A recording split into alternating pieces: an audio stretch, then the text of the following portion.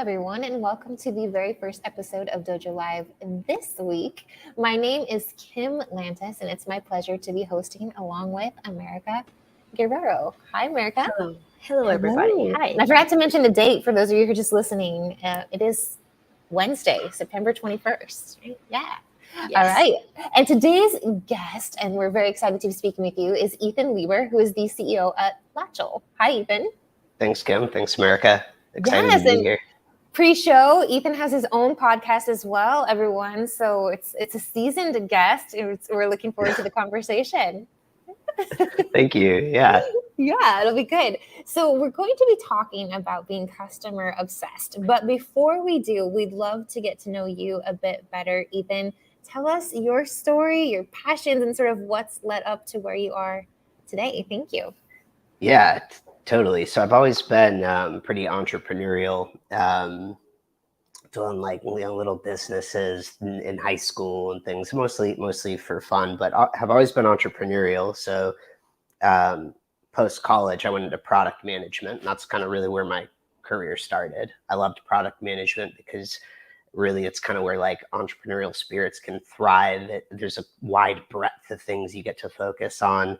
You get to work with lots of different groups of people, from design to engineering to marketing to sales. Mm-hmm. And you get to build cool stuff and see people use it, iterate on it, and improve people's lives. So I've always really loved product. Did product for quite a few years. Ended up at a startup that it was kind of like a social mobile app that basically kind of told people how their online appearance and what they were posting was going to be perceived by others. So you can kind of think of like an assistant to tell you, hey, is that good to post? Like, is that the kind of thing you want to put? Is this the image you'd like to project? Is this the image you'd like to project?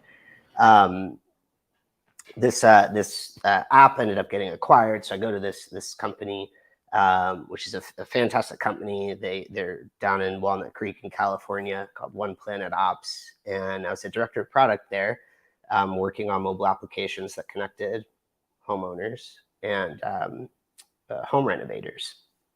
And while I'm working there, my college roommate, Will, gives me a call one day, says, hey, I have this problem. I just took over this property management company. The maintenance is killing me. And so him and I kind of went looking for solutions. You're smart. Your guy help, right? Yeah. He's like, yeah, Ethan can help me. He built an app to like help people renovate their homes. So of course he can help me with this rental maintenance problem. In truth, though, it's such a different scope of problem when you're helping a homeowner, run their renovation projects versus trying to coordinate maintenance in an environment where you've got many different parties. You've got a property manager, you've got your tenant, you've got this service provider who's going to do the work. And oftentimes the property manager might not own the home. So they also have to be conferring with like the landlord of the home. So very different space, a lot more logistics heavy. And so I'm basically took all that product. Right. And I think even the scope, the timing of it, like if you're talking about renovation, in theory, someone goes into that project mentally prepared, right? That you're prepared for this time, this dirty work, so to speak. But if you're living in a property and something goes wrong, you gotta act now, right? Oh yeah, if you only have one toilet and all of a sudden it's clogged and you're like a family of 4. Yeah. It's like, okay, we got to make something happen pretty quick. This is an urgent problem now. Yeah, exactly. So you've already given us this great high-level idea of who and what Latchel does, but tell us more. What exactly is the problem that you're solving? Right. So, when my current co-founder and my college roommate Will called me, we kind of looked at this whole maintenance problem, and we ended up starting Latchel to solve the very problem his management company was experiencing. We talked about this pre-show, but the whole idea was like, I never thought I'd be in this property management space, and neither did Will. It was sort of circumstantial that he ended up having to take over this management company. So we go to start Latchel to solve this problem. And the way to think about Latchel is we help property managers who run single family and small multifamily buildings solve this problem of being of their teams just being exhausted by all of the maintenance coordination work that has to happen. And we solve this by bringing in this maintenance automation platform that will actually automate and do all of this sort of tedious work that normally a human has to be involved with to move maintenance forward. And this way, when you wipe all that off the slate, you end up with maintenance teams that they're just happier, they're more energized, and they can really focus on the most meaningful work. Now, there's like a couple other platforms that, kind of supposed to do similar things. They say, oh, we make it easier to do this in maintenance and this.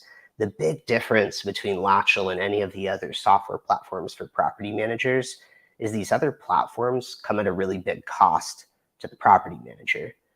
And believe it or not, if you're any property manager listening is going to understand this, but if you're not in property management, this is counterintuitive. Margins are actually very thin in property management. And so we're unique in that we've added a lot of resident experience layers to our platform that actually enable our customers to create new revenue streams from our software. So rather than being this big bottom line cost, we actually become a profit driver for our customers. And that's really what we do. Interesting. And I think that's a good segue into actually the topic that you chose today. What is that, America? Yeah, so the topic is customer-obsessed philosophy is a multi-partner space.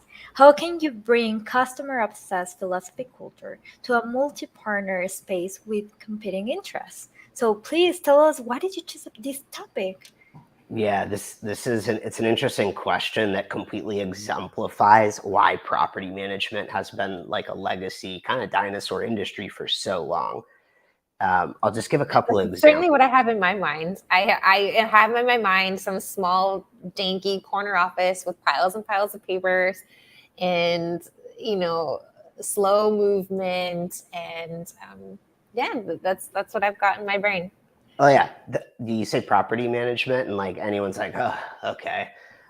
What a pain in the butt, like the whole process is whenever you need something in like your rental, and even in commercial, even in an office space, it can be a pain in the butt. And just to kind of set the stage for anyone listening, you can imagine the landscape in property management being you've got a home, someone owns that home. And if you own a home and you're using it for passive rental income, it's really important to you to keep your operating costs low. You want to keep bringing in rent. And that's really what you care about. Get your rent and keep costs low. That means keeping maintenance costs low. It means not doing expensive renovations, because otherwise you have zero cash flow from the property, and that's really bad for you. Now on the tenant side, the renter who's actually living there, what they want is to get maintenance done quick. Get this done. Like, I don't want my toilet not working for a whole week. Yeah. So you got the tenant that wants things done at a good quality very quickly. You've got the owner of the property who's like wants to make sure they're making money from their investment. They don't want to spend a whole lot. And then on the flip side, you're going to have a maintenance technician that's got to go do the work. The maintenance technician wants to make sure they're making a lot of money from the jobs they're doing and have the flexibility to go to the property when they're available. So you can already start seeing there's obvious competing interests here. Now the property manager's in an unfortunate situation of being stuck in the middle. So the property manager's thinking, okay, I have to make a choice for my business, right? For their business to work, they got to retain the landlord as a client. It's just like, it's number one necessity. They don't make money if they don't retain the landlord. So your property manager is sitting there thinking, okay, I can either build a healthy business that's like not going to spend too much money on maintenance. I'm not going to overhire staff to be highly responsive. I got to maintain that business. Or I choose to have a great reputation and I'm going to invest a lot of money in serving renters well, but that's going to come at the cost of healthy margins in a good business. And so for property managers, there's this clash. Do I try and build a good business that makes money, or do I try and build a good business that helps renters, right? I got to choose. And what we're trying to do is come into this space with these competing interests and bridge that gap. So how do we build products and solutions that bridge these tensions or eliminate these tensions and bridge the solutions, right? And I think you have to think about it differently depending on the stage of your company. I think this is where things get tricky. When you're starting out as a business and you're coming into a space with these competing interests, you just can't be equally customer obsessed to each group. Interesting. So, would you say that that philosophy, this first philosophy of not being equally customer obsessed with each group, applies in any multi-partnered space, not just, you know, the property management scenario that you're focusing on, but so yeah, let's make sure we use the right language. So you can't be customer obsessed if your business doesn't survive. So that's Touché. important to acknowledge first. So I wouldn't say this is any multi-partnered space, but I think there's certain multi-partnered spaces where the interests are so opposed. They're so polar opposite that you have to strategically choose the level where you're going to be just fully focused on the customer obsession. And then you choose on the other side to be just good enough. Okay, fair enough. Let's learn more. I'll give you an example for us, because this could be kind of counterintuitive. So we have a host of amenities on the platform. And we could continue building more and more and more and more amenities. And this would be good for residents because they'd get more financial protections from them. They'd get more convenience from them. They'd get deep discounts on, you know, different things renters need, from like deposit financing or renter's insurance and all this stuff. We could continue building this bigger and bigger and bigger and bigger. And that would represent more full focus on customer obsession to the renters. For the property manager, who actually is the person that signs the contract to work with us, right? And we're at a stage where right now we're working on scale. So it's really important we can bring property managers in too. And we're only a Series A stage company, so we don't have tons of millions of dollars right. to hire. So we're strapped for bandwidth. We have to make strategic choices, like most businesses do. For the property manager, adding more to our current amenity platform doesn't have an obvious value to them anymore. We got it to the baseline where it works. And to a certain extent, so long as a renter uses it and will say good things and not say bad things, we've sort of achieved at least the minimum standard to make the multi-partnership work. But I think we're soon and it makes sense. And I think that works also in the property management's benefit, because everyone wants a good renter, at least, to stick around for longer. Right? Absolutely. And I think any business that's going into you have multi-partners that compete, and you kind of have to serve them all, whether it's B2B to C or B2B maybe. You have to make those strategic choices. And really what you need to decide is which party, for us, is it the property manager, the service provider, the tenant? You have to decide which party at this stage in the business is critical to getting right if you're going to survive and thrive. And for us, it's the property manager. Now we're getting to a point, though, where we're at the kind of coming into this stage where we need to diversify that and say, we actually now need to be investing more on the resident side.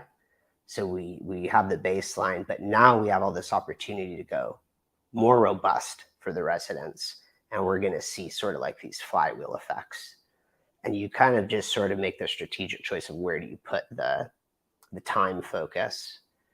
And you kind of have to get that right. That's the challenging part about the multi-partner space. Yeah, but I mean, it makes a lot of sense, at least that perspective. And I think, to your point, it's about pivoting too, right? What is necessary this year might not be what's going to be necessary next year, especially when you have, this well-functioning sort of oiled machine, and then it allows for you to pivot and grow and try new things. Talking about the space, I'm curious, and this came up a bit pre-show as we were waiting to go on air. and you brought this up as well, your age, primarily when we think of property management or landlords, maintenance people, it's older generations, at least that I'm visualizing. And I'm curious as to how technology plays into that.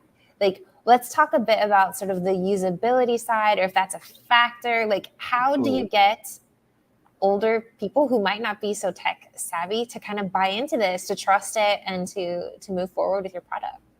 Yeah. So I think from like the asset owners and property managers perspective, the industry being on the older side, I'm kind of talking like, you're probably generally meeting with folks that are, at least 35, probably average age might be closer to like, mid 40s to 50s, maybe even like 60s. Some of it makes sense because there's like a wealth accumulation that's required over a certain amount of time for you to get to a stage where you can actually make big investments like that in real estate. So I think that there's sort of like a natural tendency for you to just kind of have to be older to have had enough time to accumulate wealth to be in those positions. You also have the maintenance technicians, we talked about this, who tend to be even older. And this is because like we sort of have a trades learning problem in the US, which is like, we're just not training young people to do these jobs, right? And there's labor shortages because of that. So the challenge becomes you're working with a customer base that's a little bit less familiar with technology. The technologies they have used are a little bit older, more legacy. These are companies like, Yardi or RealPage that have been around, decades long. That you can kind of think of a lot of the technologies that are mainstream for property management as being almost like spreadsheet replacements or like kind of just core accounting software. So when you start talking about softwares that are like Latchel, where you have automations, you have more, visually powerful user experiences, you even have like a degree of AI and, mobile application usage, like it kind of changes the dynamic. And one of the things we've had to be, I think like Apple had to do something similar, like, when they had their first PCs, which is how do you sort of bridge the gap between the traditional old way and the new technologies? And we had to learn this the hard way, mostly because I think I'm like a software product guy. So like, it comes so natural to me. I don't think from that perspective. And so in the early days, we built just with a learning curve that was way too great. It's way too high. And so we made that mistake and have come back and had to build to ramp that learning curve and figure out how do you actually ease folks into some of the more technologically savvy features. How do you start at kind of a more baseline and allow someone to build up and learn as they go? And so I think when you're working with that type of audience, it takes a lot more focus on like, what are the right user experiences and like progress bars to learning that you can build inside the software application. That's interesting. Yes. Is this something that you want to scale it maybe in other countries? Because I can see that this customer obsessed philosophy could be different in every country and with different cultures. Yeah.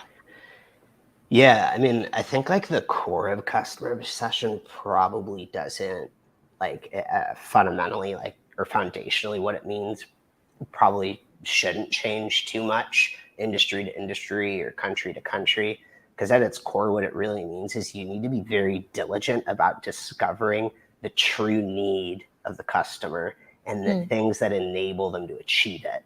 And you just need to be laser focused on it. And any bit of feedback they give you is some type of suggestion one way or another on where you need to go to make that product more fulfilling to them. But I think probably country to country, region to region. I mean, even for us, literally state to state, you have these kind of variations in how the product needs to be formatted and what being obsessed to that customer means, which is challenging in property management because it's so local. Some of the communities we work with have like gyms nearby. that runners might want to learn about. Other communities are deep into the suburbs, and like they're not going to be walking anywhere. They're driving everywhere. They can't get things delivered as easily, and those things change, and they kind of have to change how you behave. What about, and maybe I'm off beat here, but what about property management laws, like from state to state? Like, Totally. do you Those are all different. Yeah. Do you help counsel like your customers, the property management side? Like, and you mentioned AI aspects. No. Are there like alerts like, hey, you've got 48 hours starting now? Or like, how does this work? Oh, so yeah, on the maintenance side and SLAs and how we've structured the automations and the product, we basically take the strictest laws and build to satisfy the strictest laws. So there's no, for us, there's no state or city where you would join our product and our service and be breaking the law. Like everything we do satisfies the strictest property management laws. There's a couple of cities where they have interesting laws around how amenity features need to be implemented. So in those cities and states, we have to actually sell the product a little bit different. Outside of that scope, though, to make sure we're not doing something that puts our customer at risk, we don't do too much there because it would just be, well, we're not a legal firm at all, so we can't give legal advice. But on top of that, maybe when we're Series B, Series C, and have a lot more capital to invest in searching all the different laws for the different cities, like we could do that. But we've kind of had to make strategic choices on how to build the software and then defer certain things to our customer. Like they're the ones that have to be attentive to. And I think that makes a lot of sense business-wise. And going back to what you were talking about, how you're going to divvy up your obsession, right? And you've done the same thing. America, what were you going to ask? Yeah, I was curious about the automation side. Do you give recommendations for the property management? For example, this is just an example. I don't know if it's true or not. That, for example, if you have a house and then you will have this recommendation to have a stove, but electric one, not with gas, because it could avoid accidents. Is this something that you can include in the platform when you are describing the kind of house that you have or something? So we are building an intelligence database right now. We work 15 to 20,000 requests every single month. And as we're building these requests, we're getting meaningful data on all of the properties, but we're also getting a better understanding of, how fast should these different, okay. I don't know if you heard that. We did, but we're fine. We're fine. Okay. I'm going to just stay attentive. If you need to skedaddle, save yourself, Ethan. Oh yeah. If it goes back and doesn't stop, I'll leave and save myself and leave you to it. So we're building this database though, and eventually we want to leverage that database to actually be able to make intelligent suggestions like, hey, you should look at replacing this with this type of unit or this appliance with this other model that lasts longer. It'll have lower maintenance costs. We don't do that right now. We're still at the stage where we're building up that database and then want to leverage the data at a future time. That's really smart. And it's interesting talking about you being customer obsessed and this foresight of what's going to be useful for my customers. Because I think that's something that the benefits, all three of your multi-partnered universes, right? And just collecting the data on what,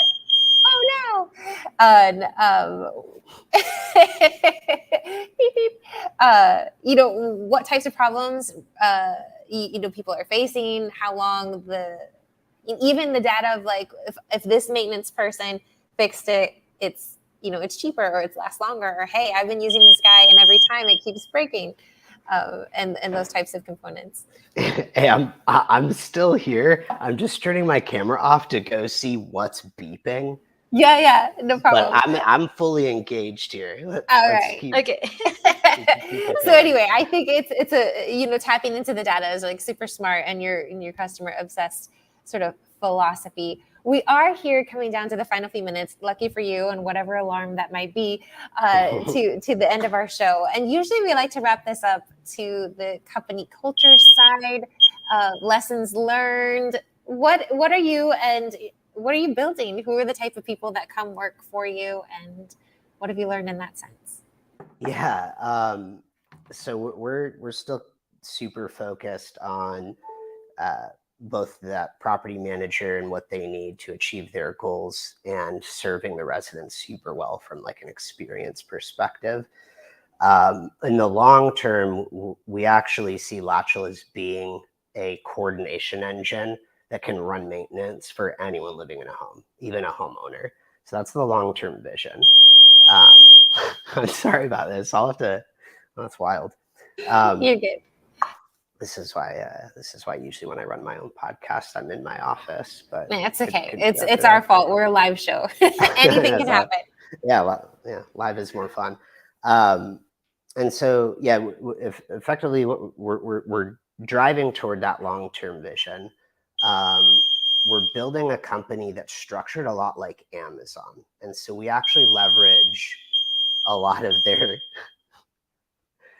Is this like too distracting? No, it's fine. No? Okay. I have a terrible poker face. That's all good.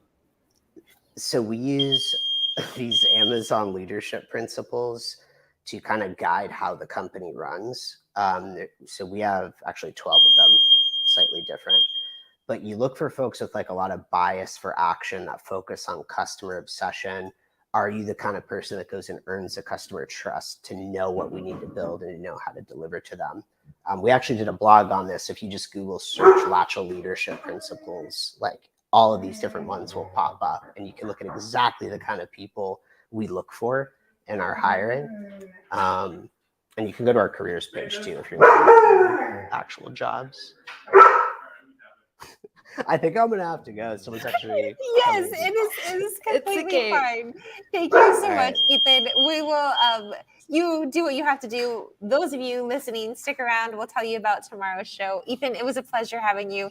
We will be in touch shortly. Thank you. Sorry about that. Thank No you. Don't problem. worry, bye. And there you have it, folks. Some of the fallout of a live show, but Ethan certainly was a sport. Hopefully, everything is okay with him and his own property. But before we go today, we'd like to talk about what's coming up tomorrow, America. What do we got? Yes, tomorrow we have a conversation regarding communication in a global world. This conversation we're going to have it with Joe Miller. He's the general manager at Pocket Talk, and that is going to be tomorrow at 10 a.m. Pacific. All right. Well, thank you, everyone. Have a great rest of your day. See you tomorrow, and bye for now. Bye.